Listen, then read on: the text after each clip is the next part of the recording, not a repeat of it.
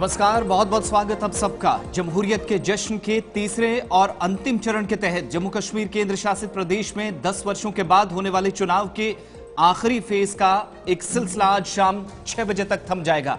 लेकिन शुरुआत इस वक्त की बड़ी और अहम तरीन खबरों और अपडेट्स के साथ, और इस कार्यक्रम में JK 24/7 न्यूज और गुलिस्तान न्यूज पर नॉन स्टॉप कवरेज आप तक तमाम 40 विधानसभा क्षेत्रों से पहुंचेगी, जहां पर जम्मू कश्मीर के अंदर 415 उम्मीदवारों की किस्मत का फैसला आज शाम होते होते 40 लाख के करीब वोटर्स या मतदाता इलेक्ट्रॉनिक वोटिंग मशीन्स में बंद कर देंगे।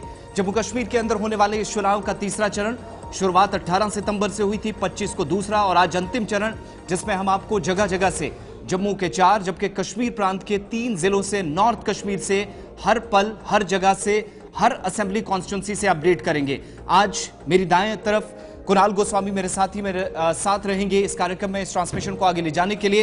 एग्जीक्यूटिव एडिटर इशफाक गौहर मेरे साथ हैं। जैसे जैसे हम आगे बढ़ेंगे उन इलाकों में चलेंगे जहां पर बहुत मुश्किल शायद पहुंच पाना हो, लेकिन लाइन ऑफ कंट्रोल से इंटरनेशनल बॉर्डर तक आज JK मीडिया नेटवर्क तमाम इलाकों से इस कवरेज को यकीनी बनाएगा, पॉसिबल बनाएगा। आज जहां पर 415 उम्मीदवार मैदान में है, शुरुआत वोटिंग की हो चुकी है। बड़ी खबर से शुरुआत करेंगे। जम्मू कश्मीर में तीसरे और अंतिम चरण में मतदान इस समय शुरू हो चुका है।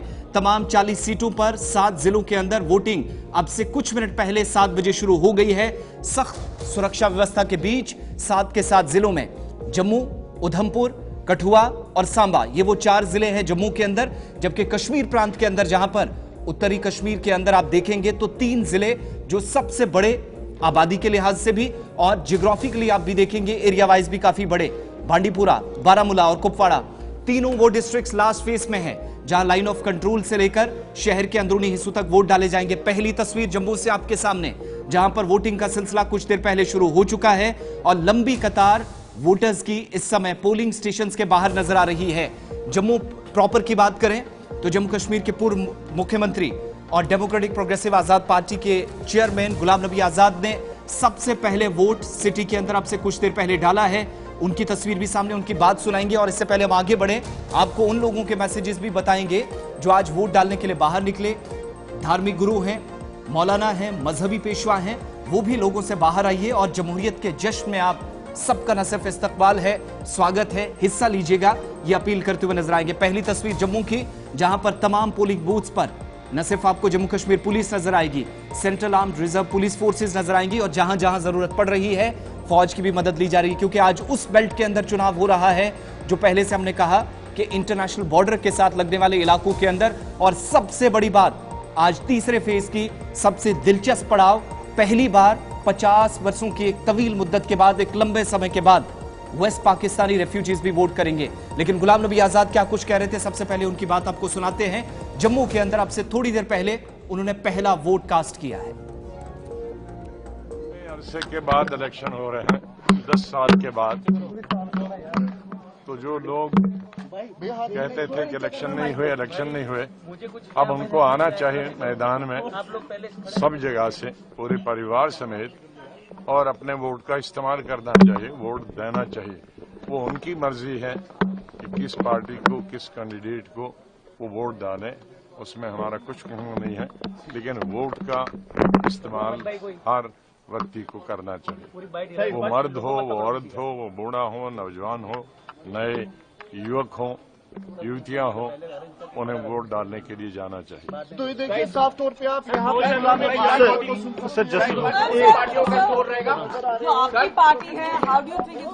No, I'm not going to say anything against any political party or any individual. This is their right to contest the election, and I would appeal everybody. There's question A party or B party. Let us leave that to the people and to the voters. They will have to decide according to your choice. Ghulam Nabi Azad Jammu Kashmir के पूर्व मुख्यमंत्री बात कर रहे थे और DPAP का इस बार चूंकि डेब्यू भी है, किस तरह की शुरुआत रहेगी ये देखने वाली बात होगी। लोकसभा चुनाव से कम अच्छी खबर नहीं। इससे पहले आगे बढ़े, आज की 40 सीटों की बात करें तो जम्मू प्रांत के अंदर 24 सीटें हैं, 4 जिले जम्मू, कठुआ, उधमपुर और सांबा के अंदर। कश्मीर में 16, जिनमें बांडीपुरा की 3 सीटें हैं, 5 आपके सामने कुपवाड़ा की है और बाकी सीटें 5 बारामूला की और बाकी कुपवाड़ा जिले की। 40 सीटों में सबसे इंपॉर्टेंट लाइन ऑफ कंट्रोल के साथ सटा इलाका करना, त्रेहगाम, कुपवाड़ा, लोलाब, हंदवाड़ा और लंगेट, ये वो इलाके हैं जो 6 विधानसभा सीटें जिन पर आज वोटिंग हो रही है, कुपवाड़ा जिले की हैं। बारामूला की तरफ आएंगे तो सोपुर, रफियाबाद, उड़ी, बारामूला, गुलमर्ग और वागूरा करीरी जो नई सीट है, ये 6 सीटें आपके सामने इस बार होंगी उस जिले की जो पाकिस्तान के साथ लगने वाली सीमा से सटा हुआ इलाका है। पटन का इलाका भी इसी में आता है, तो कुल मिलाकर ये 7 सीटें हो जाती हैं। बांडीपुरा जाएंगे तो सोनावारी, बांडीपुरा और गुरेज जो एसटी के लिए विशेष सीट रखी गई है, लाइन ऑफ कंट्रोल या आप कह लीजिए भारत पाकिस्तान की सीमा पर जो अंतिम गांव है वहां पर पोलिंग हो रही है। थोड़ी देर में आप तक वो तस्वीरें भी पहुंचेंगी। जबकि जम्मू प्रांत के अंदर आएंगे तो उधमपुर पूर्व की सीट आती है, पश्चिम की सीट बड़ी इंपॉर्टेंट, डिलिमिटेशन के बाद या परिसीमन के बाद 2 अलग अलग सीटें बने। चिन्हैनी जहां पर दिलचस्प मुकाबले की उम्मीद है, कुछ एक नए इलाके इसमें जोड़कर इस बार डिलिमिटेशन के बाद आए। रामनगर जो शेड्यूल कास्ट के लिए जो रिजर्व सीट है, बनी की सीट है, बिलावर कठुआ की सीट है, बसोली है और जसरोटा का इलाका जहां से इस बार 2 बड़े चेहरे मैदान में हैं और पूर्व मंत्री की किस्मत भी यहां पर दांव पर है। कठुआ की आप बात करेंगे तो प्रॉपर कठुआ जो एससी के लिए रिजर्व सीट है। हीरानगर, जैसा हमने कहा था कि इंटरनेशनल बॉर्डर के करीब लगने वाले जो एरियाज हैं उनमें से हीरानगर भी एक है। रामगढ़ जो कि एससी सीट है, यहां पर भी इस समय पोलिंग शुरू हो गई है। सांबा, विजयपुर और बिश्ना जो एससी सीट है। सुचेतगढ़ जो एससी सीट इस बार रिजर्व की गई है इस परिसीमन के बाद। आरएसपुरा, जम्मू दक्षिण या जम्मू साउथ जिसको आप कह लीजिए, इससे काट कर बहू का अलग एरिया बनाया गया। जम्मू पूर्वी सीट जो जिसके साथ बाहू का एरिया या बहू सीट आप इसको कह लीजिएगा। नगरोटा जम्मू, इसके अलावा जम्मू उत्तर जो मड़ एससी की सीट है वहां पर इस समय पोलिंग हो रही है और एससी के लिए ही छंब अखनूर सीट रखी गई है जो रिजर्व सीट है जहां पर इस समय पोलिंग स्टार्ट हो गई है। 40 सीटों में से ये वो सीट है जो इंटरनेशनल बॉर्डर के साथ भी लगती है और लाइन ऑफ कंट्रोल। और सबसे बड़ी बात कि इनमें मैक्सिमम एरियाज जम्मू के अंदर वो आपको मिलेंगे जहां पर पहली बार वेस्ट पाकिस्तानी रेफ्यूजीज कुनाल वोट कर रहे हैं। बिल्कुल, तो लगातार लोकतंत्र के महापर्व में फाइनल और आखिरी राउंड के तहत मतदान की प्रक्रिया शुरू हो चुकी है। तीसरा चरण अपने आप में किस तरह से बेहद खास है, जरा इन तमाम आंकड़ों पर नजर डालिए। जहां पर जम्मू संभाग की 4 जिलों की 24 सीटों पर मतदान लगातार चल रहा है। 4 जिले जम्मू संभाग के वो कौन कौन से हैं वो आपकी टीवी स्क्रीन पर जम्मू, सांबा, उधमपुर, कठुआ और कश्मीर प्रोविंस की आप बात करेंगे तो यहां पर 3 जिलों की 16 सीटें यहां पर मतदान लगातार जारी है, कतारें लगातार लग रही हैं। इसमें बांडीपोरा है, बारामूला है, कुपवाड़ा है। तो लगातार हम दिखा रहे हैं कि किस तरह से आज जम्मू कश्मीर विधानसभा में तीसरे और अंतिम पड़ाव के तहत 7 जिलों की 40 सीटों पर मतदान की प्रक्रिया चल रही है। अब आंकड़ों में आगे बढ़ेंगे तो नजर डालेंगे कि आखिरकार किस तरह के आंकड़े मतदाताओं को लेकर निकलकर सामने आए हैं। आज फाइनल राउंड में कुल मतदाताओं की संख्या है 39,18,220 मतदाता। इसमें पुरुष मतदाता मेल वोटर्स की बात की जाए तो 20,09,033 वोटर इसमें हैं। महिला मतदाताओं की बात की जाए तो 19,09,130 महिला वोटर भी लगातार वोटिंग प्रोसेस में आज भाग ले रही हैं। ट्रांसजेंडर्स की बात की जाए तो यहां पर 57 ऐसे वोटर्स हैं जो ट्रांसजेंडर की कैटेगरी में हैं। फर्स्ट टाइम वोटर्स जिस पर सबसे ज्यादा पॉलिटिकल पार्टीज की निगाहें टिकी होती हैं क्योंकि ये बहुत ज्यादा प्रयोगात्मक वोटिंग में यानी कि प्रैक्टिकल वोटिंग में विश्वास करते हैं और इनके सामने भविष्य की एक बहुत बड़ी चुनौती होती है। तो इनकी संख्या 1,94,000 है। दिव्यांग मतदाताओं की बात की जाए तो 35,860 ऐसे दिव्यांग मतदाता हैं जो अलग अलग वोटिंग सेंटर्स हैं उस पर जाकर अपना वोट कास्ट करेंगे। अब अगर हम कुल कैंडिडेट्स की बात करें तो इस बार के तीसरे चरण में 415 उम्मीदवार मैदान में हैं। किस जिले से कितने उम्मीदवार इस वक्त अपनी किस्मत आजमा रहे हैं वो आप देखिए। जम्मू से सबसे ज्यादा 109 जो कैंडिडेट है चुनावी मैदान में अपनी किस्मत आजमा रहे हैं। सांभा से 32, उधमपुर से 37, कठुआ से 35, बांडीपोरा से 42, बारामूला से 101 और कुपवाड़ा से 59 उम्मीदवारों की किस्मत आज ईवीएम में कैद हो जाएगी। तो तस्वीर आपके सामने, सुरक्षा के मजबूत इंतजाम देखें तो यहां पर वोटिंग निष्पक्ष हो, भयमुक्त माहौल में हो और पूरी तरह से ट्रांसपेरेंट हो। लिहाजा सीआईएसएफ ने मोर्चा संभाला है, बीएसएफ ने मोर्चा संभाला है, जेके पुलिस ने मोर्चा संभाला है और सैन्य बलों की भी तैनाती अलग अलग इलाकों में की गई है। आज जिन 40 सीटों पर वोटिंग हो रही है उसके लिए 5060 पोलिंग स्टेशन बनाए गए हैं और इन पोलिंग स्टेशन पर पूरी तरह शांतिपूर्ण तरीके से मतदान की प्रक्रिया संपन्न हो, लिहाजा 20,000 से ज्यादा मतदान कर्मचारी अपनी अपनी सेवाएं दे रहे हैं। कश्मीरी पंडितों की बात की जाए तो उनके लिए विशेष मतदान केंद्र जम्मू से लेकर उधमपुर तक और उधमपुर से लेकर दिल्ली तक बनाए गए हैं। तो कुल जम्मू संभाग 4 जिलों की 24 सीटें और कश्मीर संभाग की बात की जाए तो 3 जिलों की 16 सीटें इस वक्त चुनावी मैदान के तहत अलग अलग जगहों पर वोटिंग चल रही है। हॉट सीट पर नजर डालें तो सबसे पहले कुपवाड़ा निकलकर सामने आता है, जहां पर जेकेपीसी की तरफ से सज्जाद गनी लोन, पीडीपी की तरफ से मीर मोहम्मद फयाज और नेशनल कॉन्फ्रेंस की तरफ से नासिर असलम वानी चुनावी मैदान में अपनी किस्मत आजमा रहे हैं।